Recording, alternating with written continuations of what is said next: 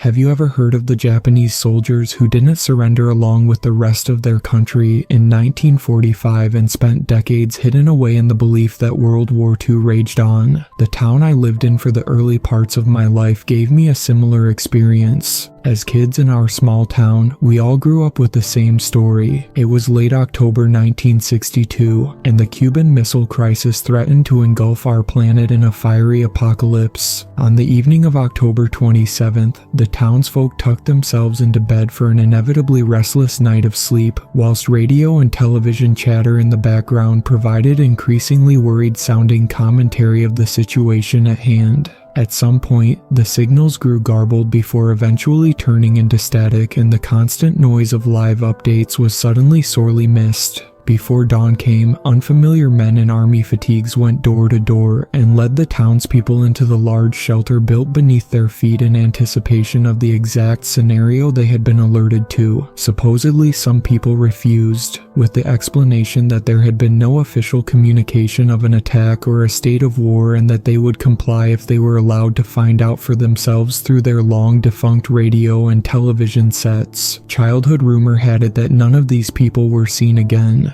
I was born a decade after that night. My first memory is playing catch with myself against a decaying concrete wall in the shelter. It was a pretty big place, bigger than you would expect for a town of our size, and life down there did its best to mimic the lives we had all had stolen from us. Those efforts were admirable, but ultimately fruitless. There was a dingy little school for the kids, a community kitchen with massive stockpiles of awful canned food, and large rooms filled with rows upon rows of rusting metal bunk beds. Still, though, life in the shelter was awful. I would not wish being trapped underground with hundreds of people for decades on anybody, and the drab existence took its toll on the older townspeople who had once known a life far better than that one. There was a room that became notorious for the sheer amount of people who took their own lives there. They had to get creative with such limited resources, and sometimes it would take days or weeks for somebody to die after slitting their wrists with a dull and rusty knife. I would know, because my father died in that godforsaken room. They found his lifeless body dangling from the ceiling, and little 10-year-old me was left in a state of agony. I didn't talk for months after it happened, and sometimes I still wish it had been me instead of him. Then, at least, I wouldn't be burdened with the knowledge I am today. I remember being taught about the aftermath of the night that started all of this in school. We were told that most of our nation and the world had been ravaged by clouds of smoke and pillars of fire, that life on the ground above us was practically impossible, that we had to stay there forever lest we face the horrible deaths we had been saved from. There were a lot of rules to ensure we stuck to those ideals, but we were far too terrified to be skeptical of anything we were taught, and so those rules went untested. It took me until I was 19 to question the teachings we were expected to take as absolute truths. You see, whilst I was mostly a good citizen and complied with the rules of the shelter, I did have a sneaky little habit. I don't know why, perhaps I had grown bored or just wanted to disobey the seemingly arbitrary rules for once, but I had a borderline obsession with exploring the nooks and crannies of the shelter. Finding untouched corners and hints of a life that supposedly didn't exist anymore gave me a thrill I didn't know was possible in that place. Those hints were usually boring by any outside measure, but one day I found something that left me both in awe and bewildered terror. A window. I didn't know what it was at first, because when I came across it, all I could see was a buildup of dust and cobwebs in the shape of a square, but I quickly got to work peeling away the layers that had built up over what was presumably a great many years to reveal something out of my wildest dream. An impossibly green landscape stood before my eyes. The sky was a deep blue with an occasional cloud floating by, and the houses abandoned decades before lay there in an unmaintained condition that gave them a unique character.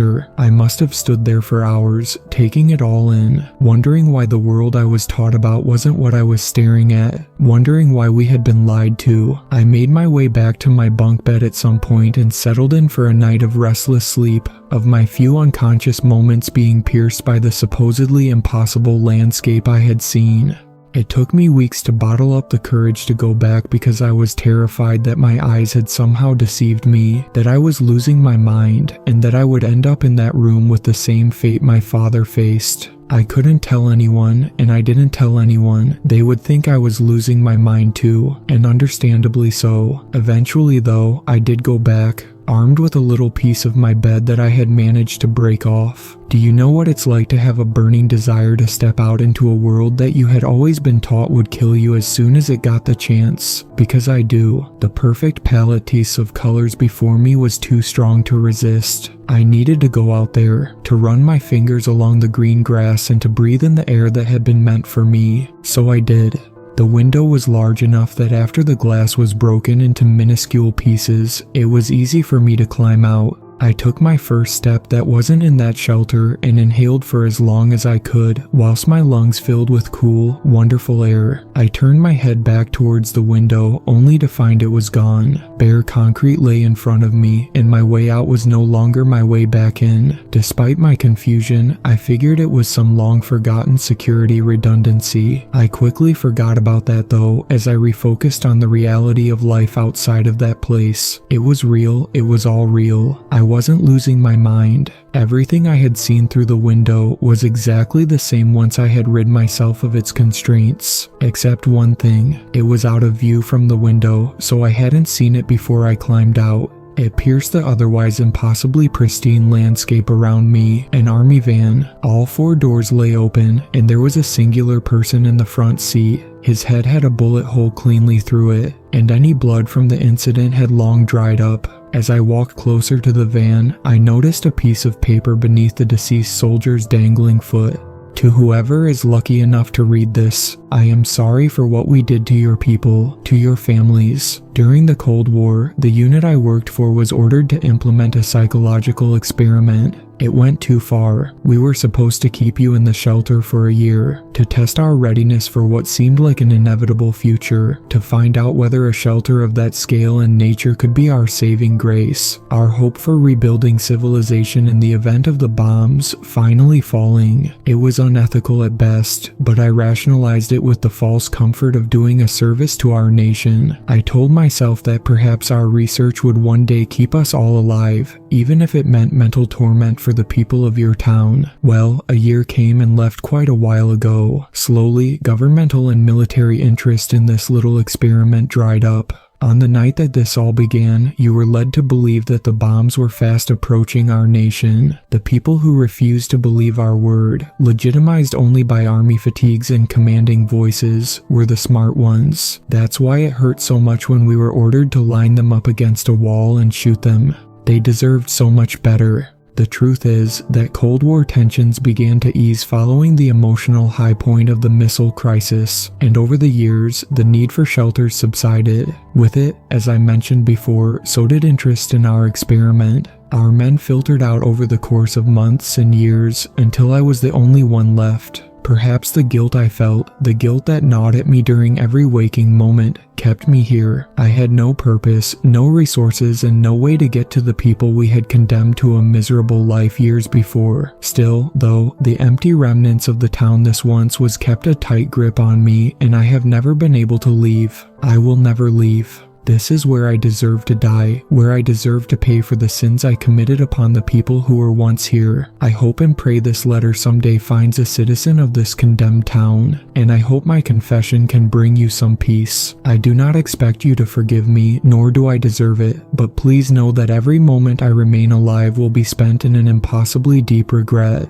I have one final wish. Please bury my body and this letter as deep as you can dig in the soil of this town. I deserve to be forever condemned to an existence underneath the ground of where this all began, an existence you have wrongly been forced to partake in. I hope my pain is far worse than we made yours. Goodbye. I must have sobbed for hours on end after reading the letter, and the days and weeks after that were a haze. Much of what I remember is made up of trying to get back into the shelter in a desperate bid to give my fellow townspeople the freedom of the life we were supposed to have. At every turn and entrance, I was met with meters of concrete, and I never succeeded in getting back into the shelter. I don't remember how long I tried, but eventually I gave up and decided to grant the deceased soldier his final wish. I dug for days days and buried him outside the area where the window that started this all used to be. I know he said he doesn't deserve forgiveness, but he had the dignity to understand the awful nature of what he did, and he stayed with us until his end. He was a far better man than those who left us behind, forgotten about, and condemned. I hope his regrets are washed away in the soil of our town. As for me, I left the town a long time ago. I lost my way out as I was leaving, and I was never told the original name of the town in the shelter, so unfortunately the memories are all the proof of my experience I have. The outside world took a lot of getting used to, but in the years since my escape, I have grown to be okay with my new life. Still, though, I will never forget what I left behind. Even if it was decades ago, my entire life was in that shelter, everybody I knew and all that I loved. I wake up every morning having been tormented by nightmares of still being stuck in that deep, dark underground prison, and yet I often find myself wishing for the comfort of those I lost upon my escape. I hope they found their peace with my sudden disappearance, but something in me knows they haven't. My pain and terror out here is almost as great as it was in there. Maybe ignorance is actually bliss, like they say. Perhaps someday the townsfolk I once knew will be greeted with the same view of blue skies and green meadows I was. In the meantime, I desperately hope that they found a better existence in the shelter than the one I once knew.